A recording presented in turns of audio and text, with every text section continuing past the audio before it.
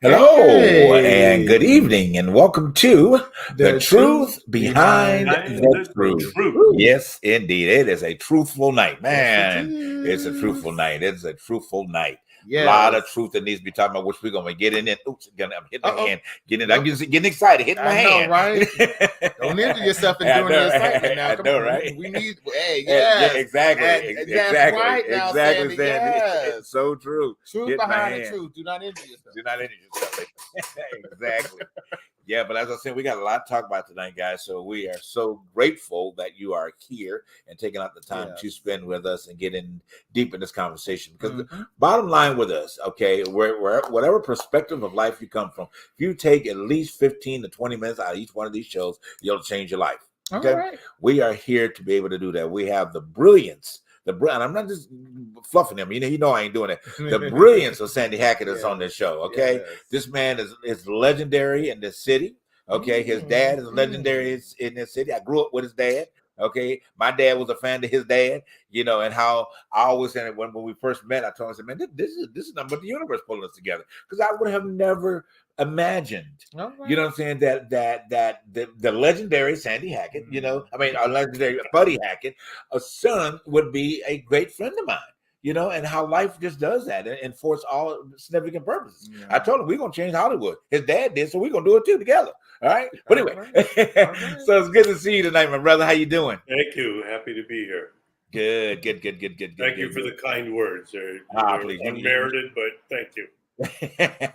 Well, it comes from my elbow, my hand, everywhere else, to throw it out there at you. But we're so glad to have you, definitely.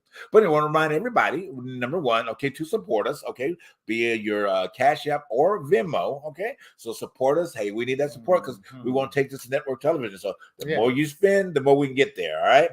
Also, want to remind you about getting your mug. Okay.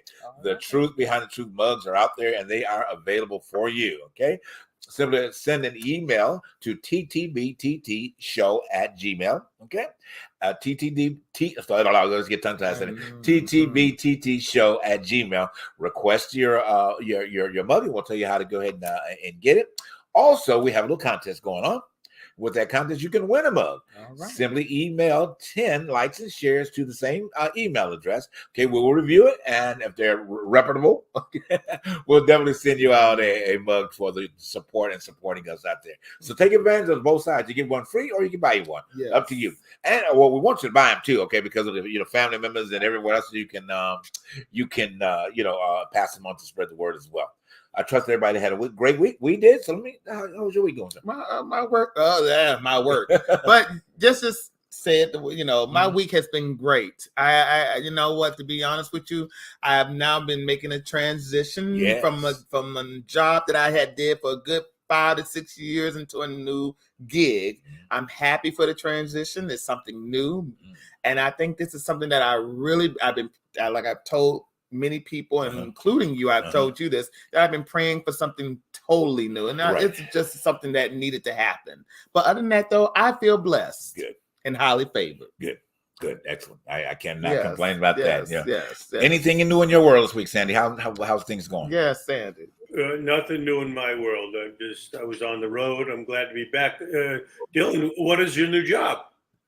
I will be an SR, let's just say an RSR for Frito-Lay at this point. But it's just something that it's like I was telling Jay, I've been working for CBS for a good time. And it was just something that needed to happen, needed a new change, needed a new outlook, needed something fresh. And some more money. And that too, with great benefits. Right. Exactly. But it's just, at this point in time, it's time for things to happen. And time is moving, life is short. Right. You got to do something. And the economy is doing what it's doing, and it's telling on all of us right now, because everybody's having to go through a shift these days. Even those who, it's so funny, we looking at the walkout. I was joking with somebody, there should be a walkout near you, because everybody's walking out. Yeah. Hollywood is walking out. Right. The automobile plants are walking out. You even got some oh my goodness, you even got some drugstores that are now walking out, but not here in LA yet, but they're out there in middle America. Right. But it's just not at this point. I think people are realizing that you have to now start switching things over, because stuff is not going to be given to you unless you go out and attack it. So you have to find opportunity where you can find opportunity. Well, you know, you have to speak to that particular point, I think that we've come into a season where people are tired. And that, you know what I'm saying? I think that they're tired of the bureaucracy that comes with the corporate arena via whatever that may be to that person, be it, as you said, the drugstore, be it healthcare workers. Yes. You know, and everybody, I think people are moving to a place where they want their just due, you know, and truth behind the truth. Or truth behind the truth. And, you know, and so it's like, you know, you talk, okay. And then at the end of the day, when you're not getting response to your talk, you take action. That's right. You know, and so I applaud them for taking action. I mean, you know, you look at the auto workers, you look at all that. I mean, and I like to go to the fact of how inflamed that these CEOs' paychecks are, that they could literally pay, you know, at least a half of the plant, you know, salaries out of their, you know, off of their salaries. And you think about it, what is it that you have to make that kind of money for? You know, the CEO of Ford, 38 million. No, I'm sorry. Excuse me for giving you too much million. $28 million a year. What do you need $28 million a year for? You know, at the end of the day, to sit at a desk, to dictate everything, to keep filtering money for the downline people not to make any money. I don't know. And same way with Bob Geiser. You know, Bob, okay, hey, you can put us on ABC, but still the truth is that you make too much money, man. $24 million, okay, to run ABC and all the Disney products and, you know, whatever else the things that are out there. So, I mean, you know, the bottom line, spread the wealth around. All right. I mean, everybody works. I mean, without all these great actors and phenomenal writers, you would not have these shows that, you know, that are out there to be done. Well, same way with the automobile industry. If you wouldn't have these great automobiles that are coming out without the people that are working on the line. Spread the wealth around, people. Come on. How do you feel about that, Sandy? About that? Very interesting question. Sorry. The problem is that these people that make extraordinary amounts of money. So, and I don't disagree with you, but what would be a number that they should be entitled to earn? Good point. Good. Well, you know, so if it's not 20, is it 15? Is it 10? Is it 5? Right. Is it 2? Right. You know, where does the extravagance end? And then you take someone like Stephen Jobs, who's no longer with us, but created a company and created all these things. So now he's gone, but Tim is running the company and making a lot of money. But, you know, Apple creates things that didn't even used to exist on the planet. And you go, so that came from Steve. So does someone who created something and invented something, should they not be entitled to be rewarded? But what's fair, I don't know. Well, no, I agree with you there. I think that they should be, if it's something that you created, you know, but you just got, I think the difference is when you get hired into a position, you haven't created anything, you just took over with somebody else, you know, and then I think just the recognizing of the people that work for the company, you know, I mean, at the end of the day, I mean, like, well, let's just bring up the fact, I'm going to reverse that question. So what do you think that Bob, well, anyway, I will say that, but of Disney and ABC and all, do you think that that's a salary that should be $24 million for that salary?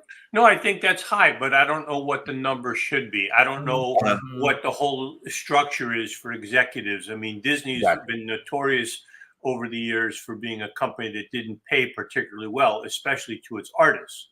My dad worked for them, wasn't paid particularly well. Robin Williams was not happy with them.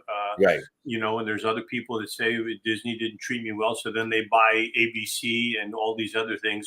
But I don't know what fair is, because when you're sitting there going, I'm the guy at the top that's authorizing all this, and we have great success because we did a good job casting, we did a good job writing. When Robin did Aladdin, and we picked Robin to be the genie, but the movie was a big success. How much of a part of that should be? Then you look at artists like the whole MCU universe, the Marvel universe, and you go, you know, some of these guys are getting $40 million for a film, and I go, and they've now priced themselves out of work to where they said, okay, now we can't make the film anymore.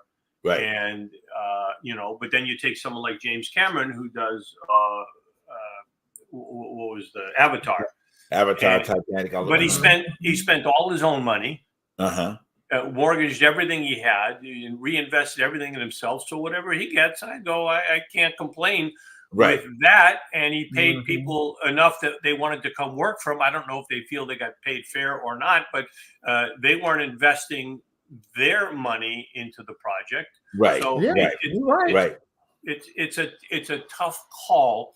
And then you take professional athletes who make exorbitant amounts of money. But what the players' unions did is, especially in basketball, they said, we're going to be partners with the owners. We're going to get our 50%, you're going to get 50%. But what I don't understand is how you have a league and a team that makes X amount of dollars and has to spend X amount of dollars on salary, and then is allowed to spend more. But if you spend too much more, then you get taxed.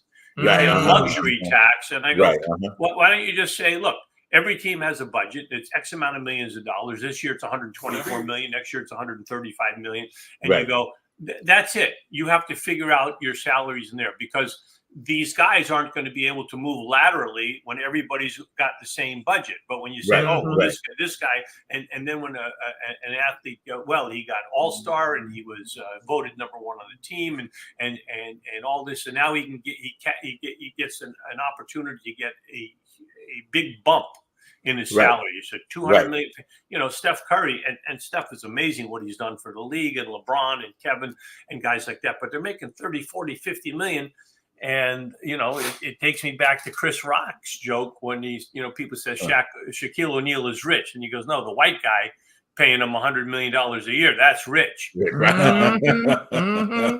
it goes back to that same favor is not fair. Right. But we work at, but we only got 2 minutes left. But it just goes back to that, and the fact that we work for a system that is not always fair to the working man. Right. That's why it's so important to always understand that when you are working these jobs, whatever industry that you're in, do not put too much stock into them, but also invest in what you got going on. That's true. That's so true. I was reading an article the other day, and just what you're doing. You changed jobs from one company to another and moved across, but got more pay because the new place valued your experience and who you are. But if you stay in the same place, they go, if you'll work for this, we're going to let you. Right, exactly. Well, we got to go get ready for a quick break. But as we go to break, we want to take a moment to remember another icon, in the film industry that transitioned this week. And I had the opportunity, and after we come from the break, we can share our personal experiences with him. But we want to celebrate the life of Richard Roundtree. So as we go to break, we want to take a break and celebrate his life for a moment, and then we'll be back and we'll talk a little bit more about him. And then we also lost another brilliant actor today, which we'll mention about Mr. Matthew Perry when we come back from break as well. All right, so we'll be right back. We'll be right back after this quick break.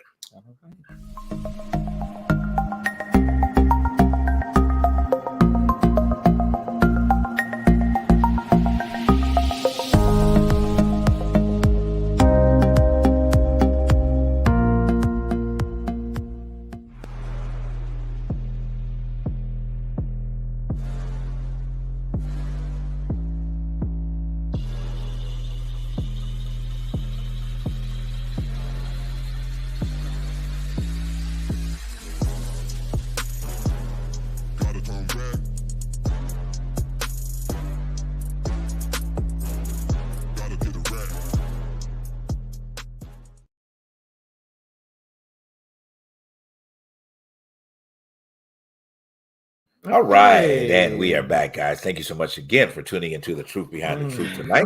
Want to mention all of our disclaimers once again to you. All right, your support, definitely. Please do so at TTBTT show as far as our Cash App is concerned, and then for our Venmo, it is The Truth Behind the Truth for our Venmo account as well. All right, and get your wonderful. Where's my mug? There it is. Okay, get your mug. All right, just send an email to ttbttshow@gmail. All right. And then just put in that you're requesting a mug, and we will make connection with you to get that mug out to you. All right. And please do not forget to like, share, and subscribe if you are watching us on YouTube. Exactly. For that disclaimer. But keep moving. So okay. So that now that we've transitioned, okay, we're actually in the mode of entertainment. So we want to elaborate on our personal experiences. I know Sandy had one with Richard Roundtree, and then we'll talk about Matthew Perry. And then I want to celebrate Wicked, as well. I didn't give our engineer about Wicked, but I'll talk about that in a minute as well. Remakes. Yeah. Basically. Well, excuse me. So for me, Richard Roundtree, I mean, I would, a lot of people that I have worked with this in this industry, I would have never imagined in younger life that I would have had the opportunity to do that. So I've really been honored, and I would say blessed to be around so many different, or work with a lot of actors that I admired, throughout the course of my growing up and whatever the case may be. So I've been blessed to be, in their company and to spend time with them. As I mentioned, Danny Glover is a great friend of mine, and of course he's been on the show. We're working on trying to get him back on again. But about Richard Roundtree, I met Richard Roundtree in Atlanta, and I was actually his stand-in for when he was on Being Mary Jane. And the engagement with him was such a rich moment. He had some rich conversations. He loved his cigars. And every morning that we'd be on set, and first thing, and he'd yell my name out across the set or whatever the case may be. But he was a lot of fun and a lot of wisdom that came from him, and just being able to spend time with a legend and an icon that has paved the way, typically for a lot of actors, a lot of African American actors frame their life or their position in this industry around what he did, at Shaft and all of the litany of work that he has done, So we salute, Richard Roundtree, tonight. Sandy, go ahead. I know you had something you wanted to share with him as well.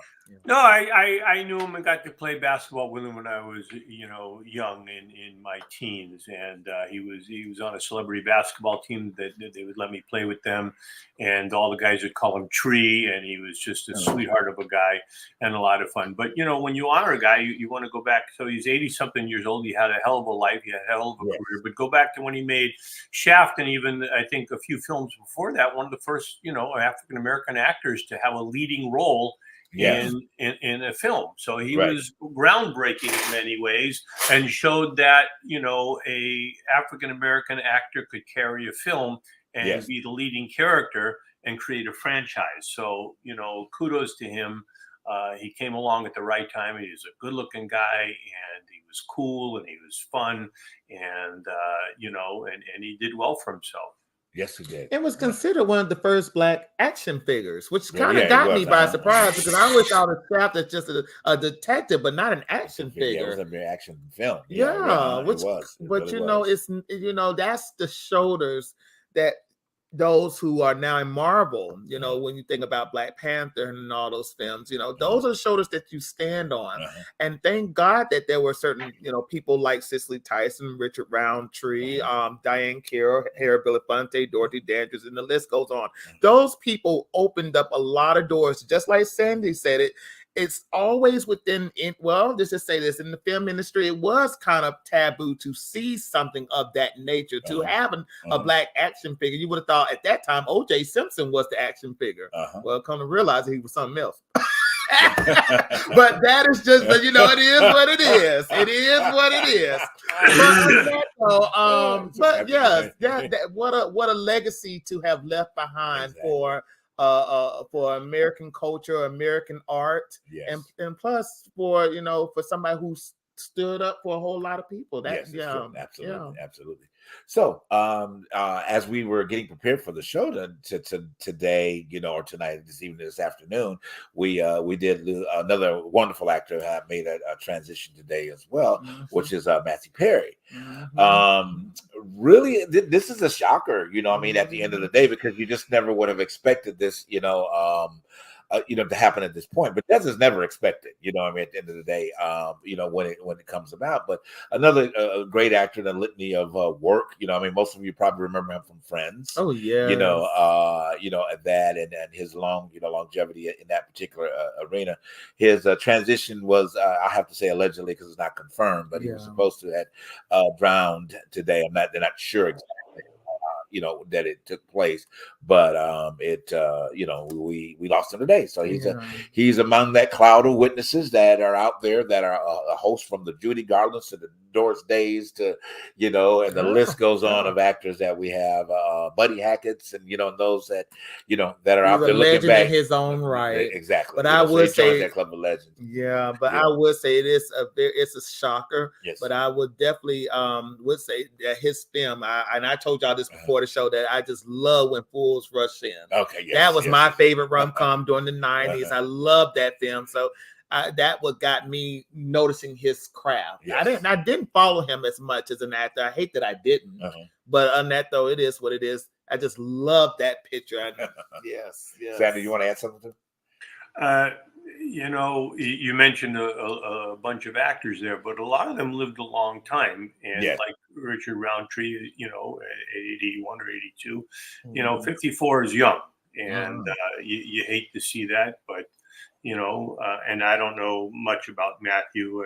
His troubled life, or alcohol and drugs is out there. He's talked about it, but I don't know much about it, what his demons were. And we don't know if that added to what happened today or it was just a freak accident. But, a talented guy, and you hate to lose people. But this is the life process. It just keeps marching along, whether we're here or not. That's true. But it goes back to what we talked about. That is not Matthew Perry. I know, right? You know that guy. But you know what? It goes back to what we talked about trauma in the last show. We don't know what's going on with people when they are going through this thing called life. Right. Life throws you some hurdles. But if you have issues, please get help. By all means, talk to somebody, seek therapy. If you can't talk to family, get a close friend and have a conversation with that friend. I want to dig into what you're talking about because I want to close out this part by a little entertainment. So I do want to send celebration to the original cast, but now the current cast and the cast of Wicked. This is the 20th anniversary for the Broadway show Wicked. Phenomenal show. I mean, I've seen it 4 times, all right, and I can't wait till the movie comes out next Christmas. Okay, so I wanted to send celebration out to Dina Menzel, Christian Chenoweth, and the original cast and how brilliant and what they have set in terms of so many others to follow along, in that. And one of the good things about this show they did earlier this year, was the first show that actually allowed an African American girl to play Glenda.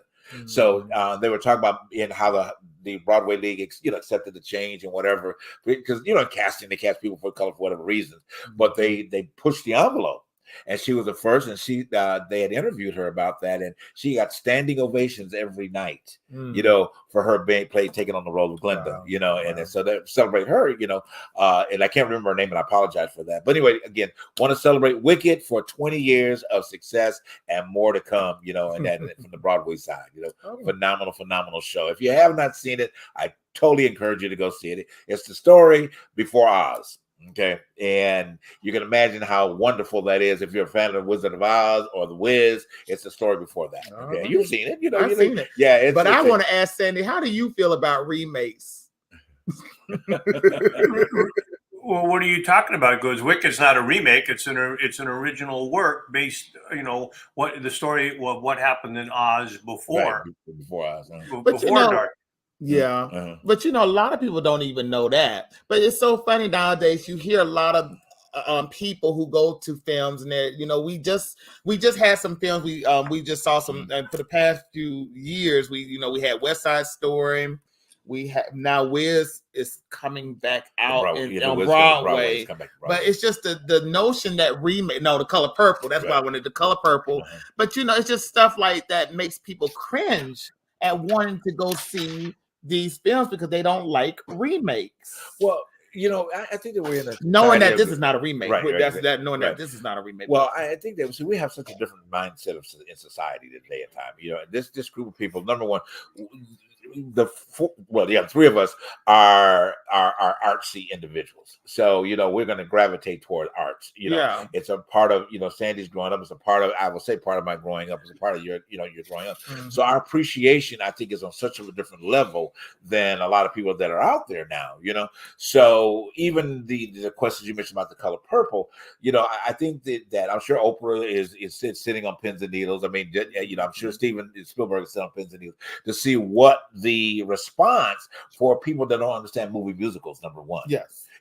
And me, myself, you can bring movie musicals back all the time. I love them, but there's a group of people that don't know how to appreciate that, don't know how to understand the essence of that. Let me say this one point about movie musicals.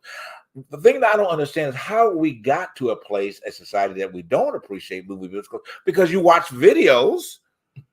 You watch music videos. I mean, from 1977 all the way up, and they still coming out now. You sit down and watch. It's the same thing. It's the same thing. Yeah. You're telling a story through music. Yeah. So I don't understand where this big. Oh my God, I can't stand musicals. But then hey. And the greatest, and we're celebrating the 40th years of Michael Jackson's Thriller is the 40th year. Okay, Thriller was a movie musical when it was put out, and it changed the industry in terms of what was available, at that time and moving forward. So I'm saying to these people that don't understand, hey, come on, y'all get on board with this, okay? You do it anyway. You don't know it unwillingly, I guess is the point I'm trying to make out of this. But I don't know. What do you think, Sam? Well, for the people that don't like it, the problem is our attention spans have diminished to almost nothing. Okay. With social media, and everybody's got a camera with, a phone with a camera that's extraordinary, and everybody's putting content out there. And some people put in, god awful content, and other people put out extraordinary content. And the studio film that has unbelievable amount of work that goes behind it. If you got a bad script and you put something out bad, musical or not musical, or remake or not remake, look, a great film was a great film. And when you get it right, people gravitate to it. When Tom Cruise came out with Maverick last year, and everybody went, wow. But then he comes out with the Mission Impossible, and it's not as and is that a remake? No, it's a series, but somehow that one doesn't hold. But it's just the people. We don't know, but you can't stop anybody from wanting to make a remake or try something or reinvent it. I mean, for the people that come along, what someday they're going to totally redo not The Wiz, which is a remake of the black version of the Wizard of Oz. They're going to redo the Wizard of Oz. And they tried to redo Willy Wonka. That is coming out. Yeah, that is coming out. No, that's a third one coming out. But they did one in another one in the middle, and now they're doing the Wonka. What the story of Wonka? Prequel. Right. Everything is a prequel. It's a prequel. Like Wicked. And my wife is. And Wicked is a prequel. So I just don't know what you say to these things. And does my opinion matter? Does your opinion matter? Everybody's going to watch and decide what they want. Oh, I didn't like it. Everybody wants to be so esoteric. And I go spend $100 million and pray that this is what it's going to be something wonderful. And then you take something. My opinion matters. My opinion matters. Put it on camera. Put it on camera. Come in here, Lisa. They want to say hello. Yes. She says she's not dressed for the truth behind the truth. Yes. But no, right? Yeah, it definitely is. That is true. I know we got to get ready for a break. We want to dig in and maybe start a little bit of conversation about next week. Okay. About this new guy that's the Speaker of the House. The disappointment, and just kind of dig into him. Maybe Sam, you want to touch on it briefly, and then we'll pick it up more after we come back. Come on, if you wanted a racist, bigot, homophobe, as the Speaker of the House, you have got your man. Yes. Who didn't want that in that chair? Yeah, exactly. I mean. I don't know what they think that they're going to accomplish by this. You know what I mean? At the end of the day, because you're talking about a blinking war. I won't say the word I want to say, but a blinking war before. You can imagine when the legislation really starts getting together and trying to combat with this, trying to get shit done. They ain't gonna get nothing done.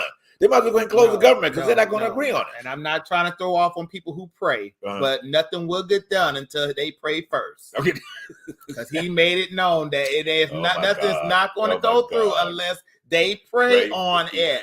So there is no checks and balances, and there is no separation from church and state anymore, because now they have put God in the midst. And I'm so sorry for those who are Buddhists out here in these streets, or who believe in Confucius and whatever you believe in. But now God reigns over the laws right now. And I hate to say it, but that's what he said in his speech. Yes, he is a Christian. He made it known. And you know, don't you think God's up there going, could you people leave me alone? I'm trying to get a nap. Okay. Exactly. True behind the truth. Behind that. And on that note, we'll be right back with more discussion.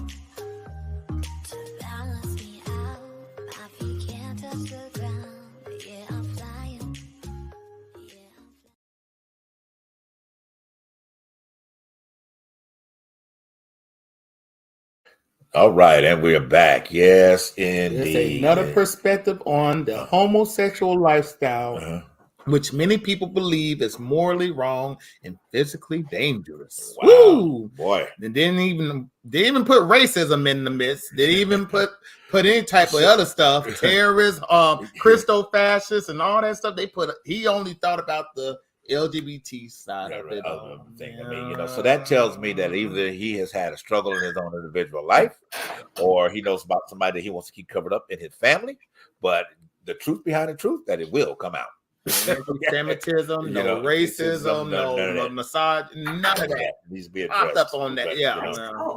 You know, I just, you know, again, I know we kind of dialogue back and forth on the show about how we feel like these people just get voted in, or where do they come from? You know what I'm saying? At the end of the day, it makes me surprised that they're more like him. That could be, you know, making their way down the you know, to this particular level of platform. But it's just sad, you know. And this right here, that's a picture that's named. That's a picture that's called "If God Won't Do It, It Just Won't Get Done."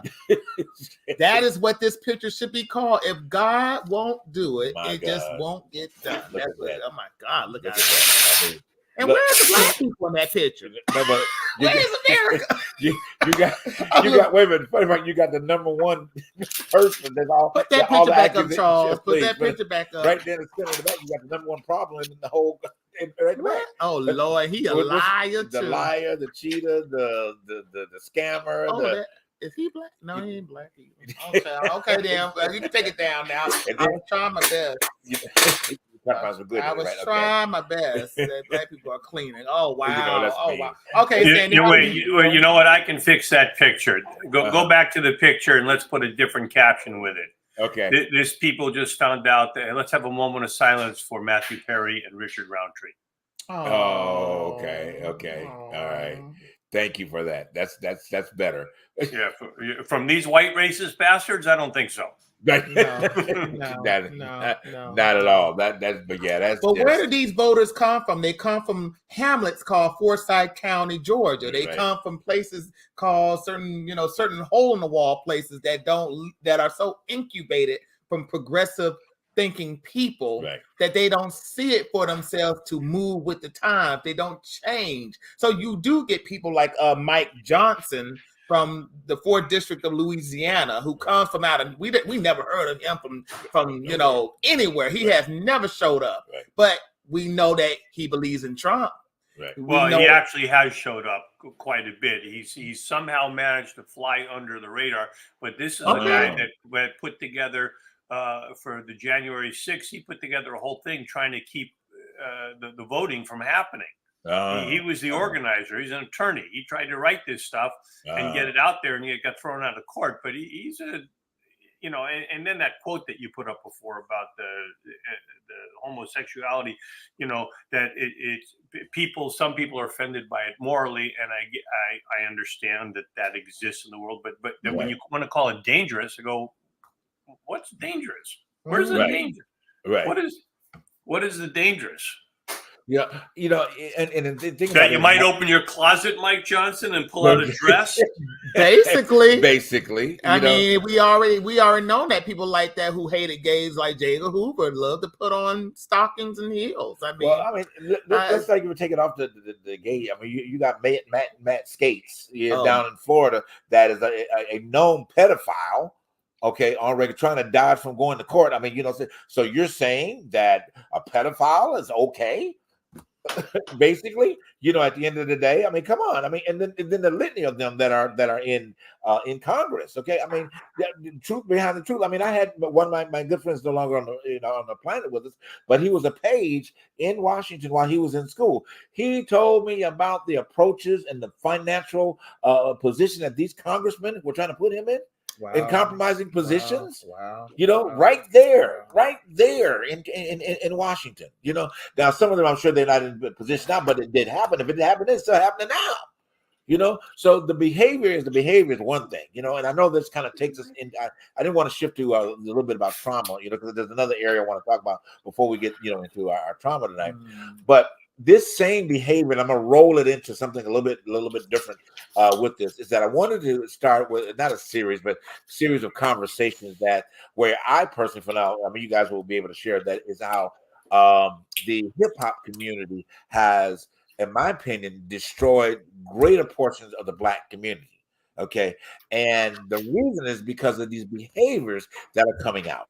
Okay, I am yet to find out and understand how you feel it's acceptable to call your women. I'm speaking of Black. Well, hey, it is not even just a race thing because it's happening on both sides. But I'm speaking from the African American standpoint at this point. How do you feel okay to call your woman a bitch?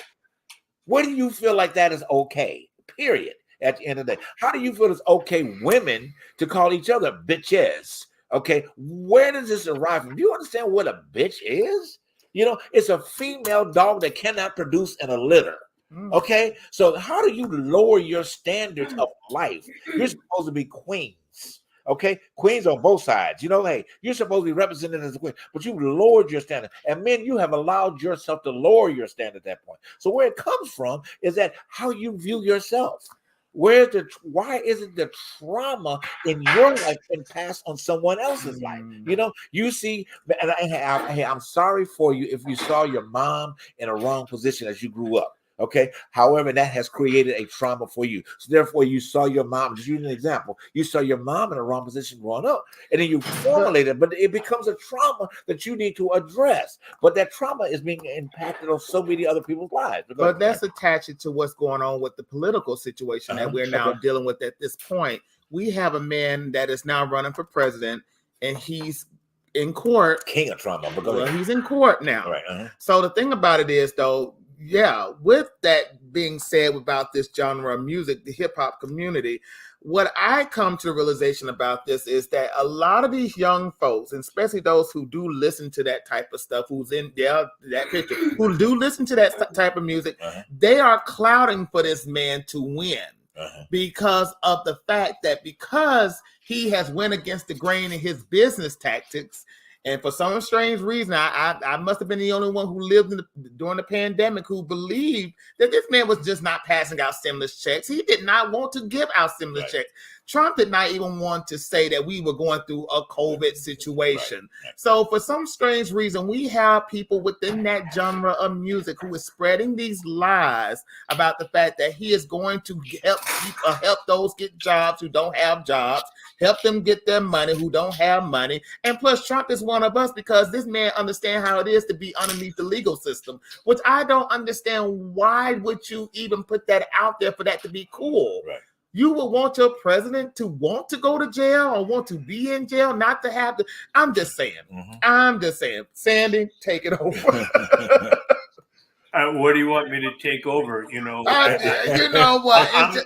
I'm not familiar with hip hop music. It's not what I listen to. And so if the artists there are calling women whatever they're calling, but then there are female artists that are calling the men whatever, there's been a loss of respect on both sides. But then you get to a place where, I see a Marjorie Taylor Greene or a Lauren Boebert, and I go, I think calling them a bitch is a compliment compared to what I think they are.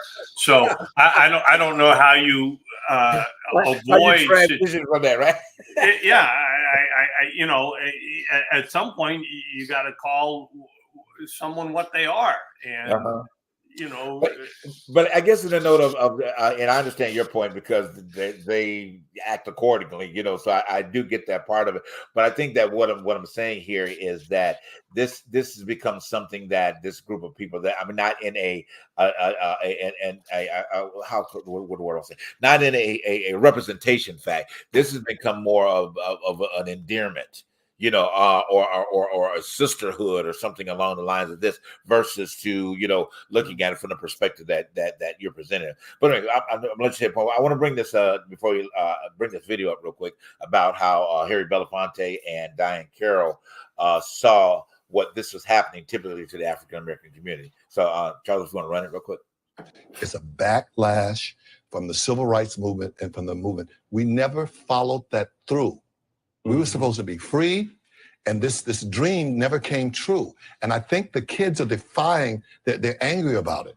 That we didn't make it the way it should be. There's that. We marched, we got hosed, we got bit by dogs, and where are we? I just think that I think those slick white people up in the boardroom iced us again. Yeah, I can believe that too. And put something on the table that was so seductive and so hard to resist. Look, when I hung out up in the South Bronx with Africa Bambaataa and Melly Mel and watched the dawning of the hip hop culture, it brought to me a profound sense of a wonderful thing that was in our future. This was an articulation that was just absolutely stunning. Yeah, and then it came all of a sudden one day somebody came up and jingled 30 pieces of silver. And all of a sudden many began and that institution of rape and profiting stepped in and corrupted and turned that thing into another being. Now, I must ask you, are you saying that the white music community understood that there was a place for this music, and they directed these young Black people? Not the white music community, the white banking community. I don't even know if it's the power structure that directed it, much as the understructure, right? The teenagers who mostly buy the music said, hey, we like that Black Buck. We like the guy who's going to be shooting everybody. No abstract. It's how you were marketed. It's how your brain was washed. Yeah. The market is dictated by those who want the market to go where they take it. And we follow. Mm-hmm. And it's always been that way. White people, black people, we go to war. We are in Iraq because it's marketed that way.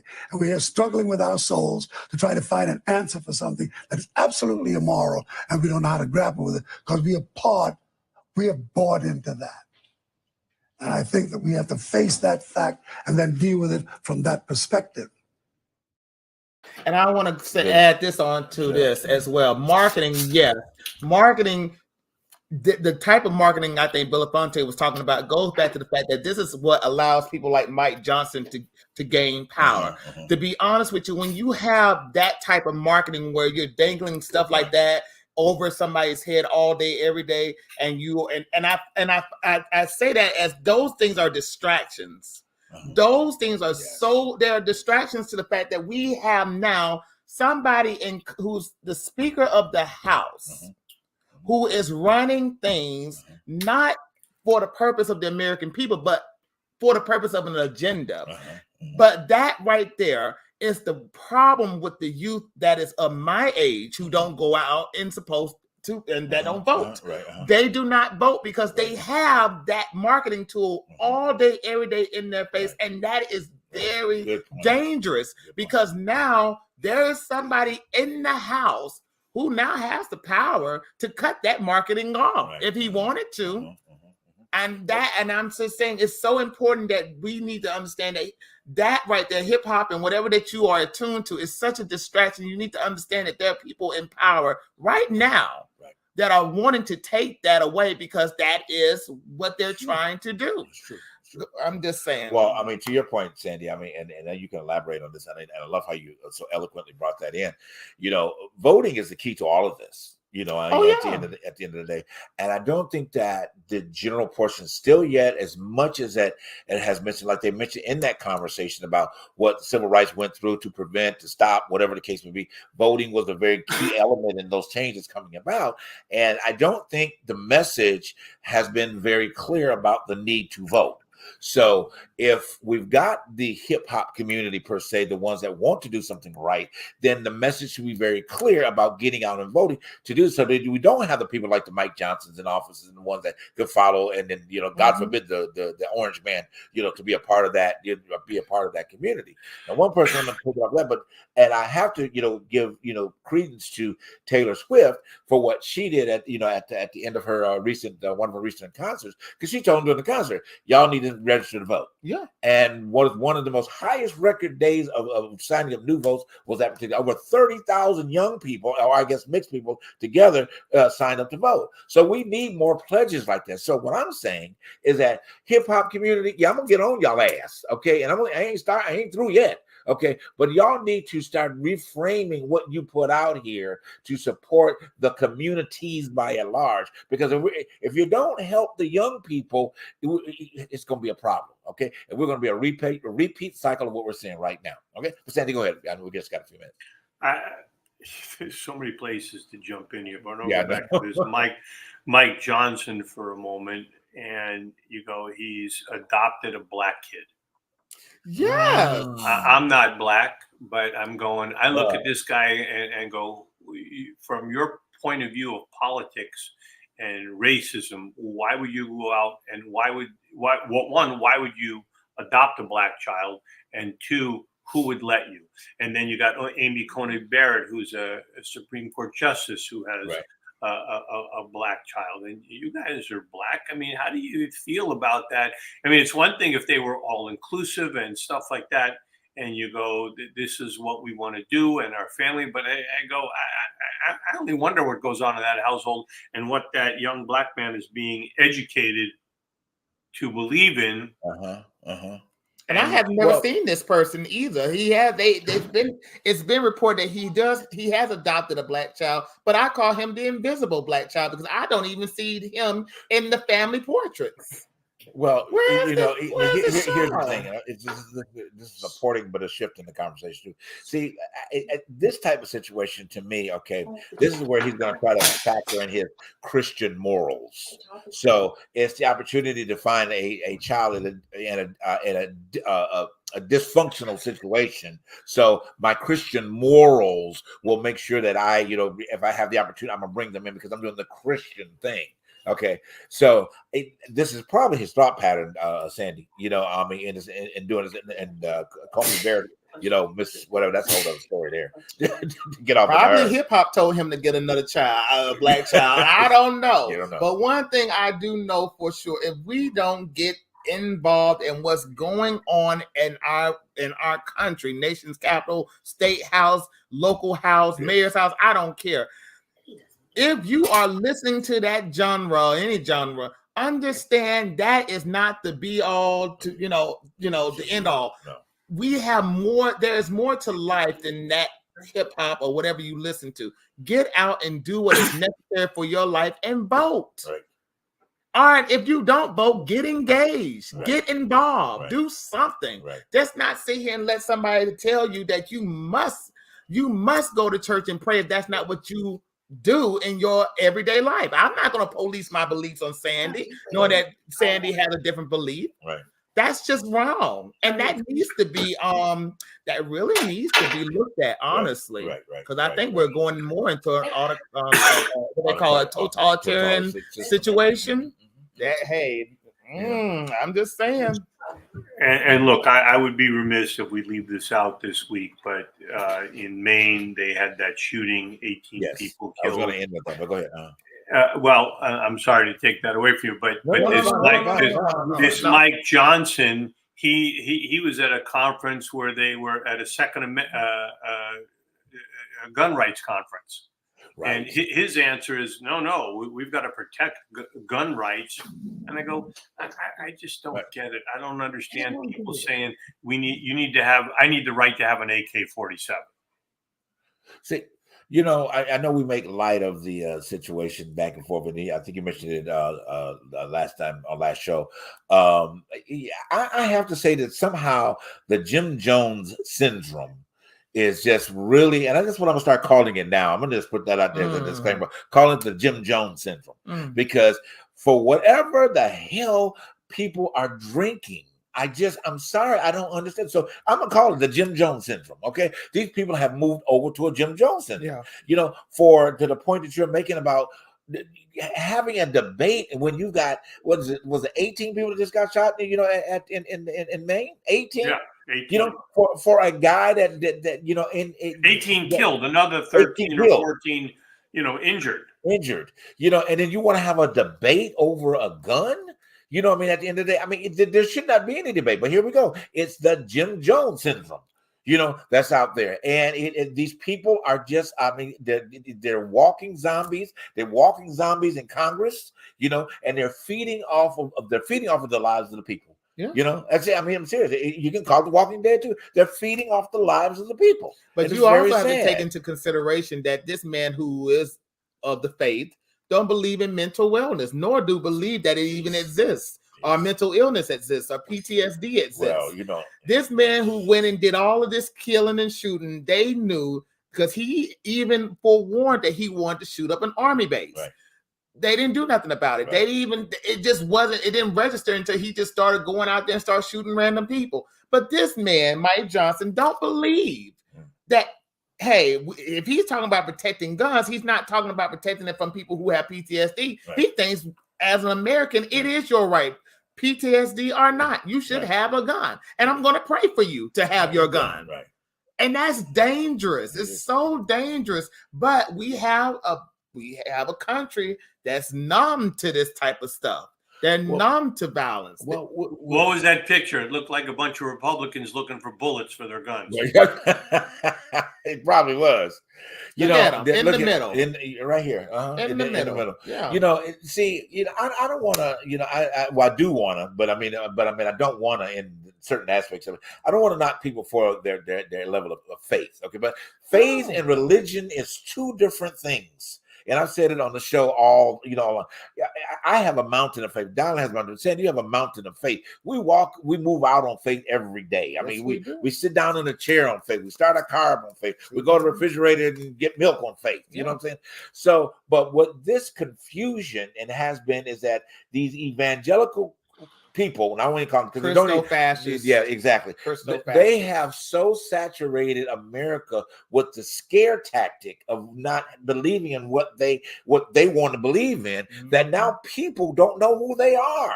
You know, you've got a group of people that always want to bring religion or religious beliefs into a system and then bring the hell factor into it. If you don't believe it the way that I believe, then you're subject to expend eternity in a burning fire because you didn't see it the way that I saw it. So what you've done, you've interjected this type of fear on top of everything else into people, created another level of major trauma, okay, that people don't know who they are. Now we've got the Jim Jones syndrome.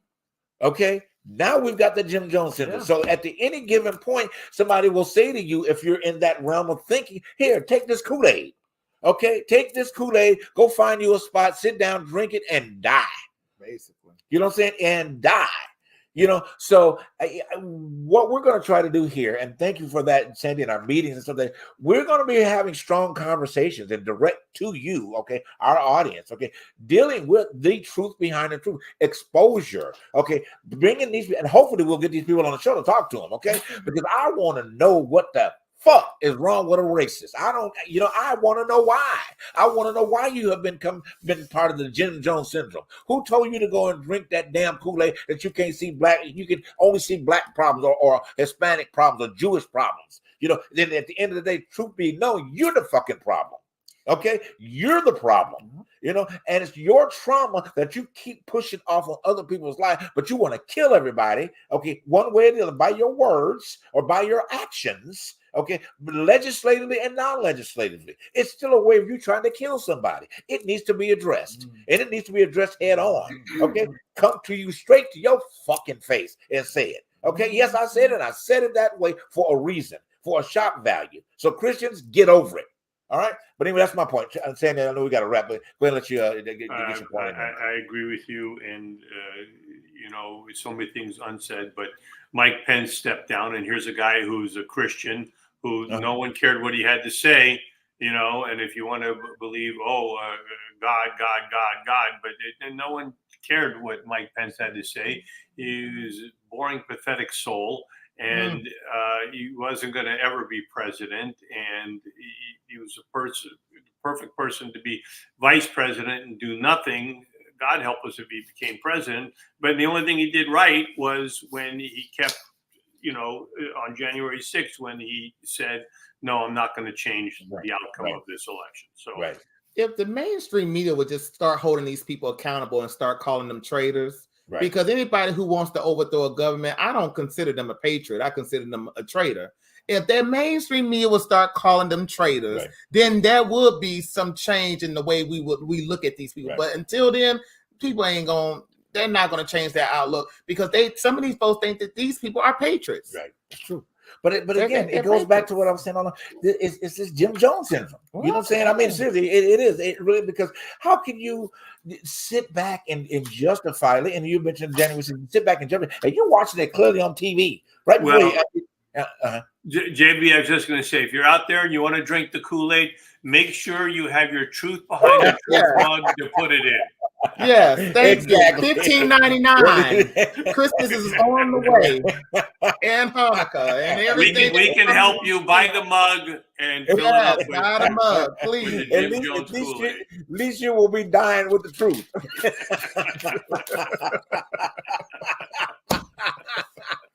We don't want you to die with a lie. Die with the truth. Okay? Behind the truth. Yes, absolutely.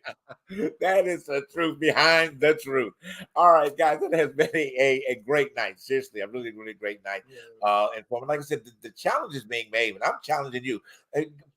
Look, pass the word out there. I don't care who you send this video to, because they need to come. You write me, give me a damn email, because I'm gonna come at you about it, because I want to see you change. I want to see your hearts change. I want to see your damn minds change. Okay, I want to see you not drink the Kool-Aid, but yet still find the truth behind the truth. Educate yourself. Find out the truth.